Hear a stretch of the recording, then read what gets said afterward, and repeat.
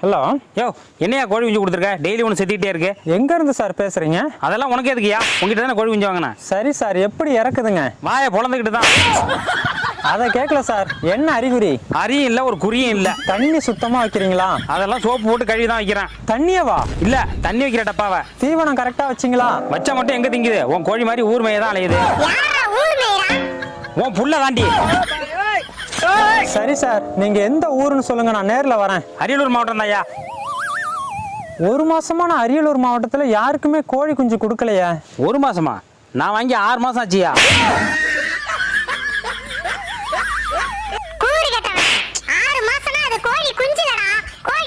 Sir, கோழி குஞ்சு வாங்கிட்டு போய் ஒரு வாரத்துக்குள்ள பிரச்சனை வந்தாதான் நாங்க பொறுப்பு, இல்லனா தப்பு உங்க மேலதான். கோழி குஞ்சு ஒண்ணுது தானே. உன்னை நேர்ல வந்து பாக்குறேன்டா.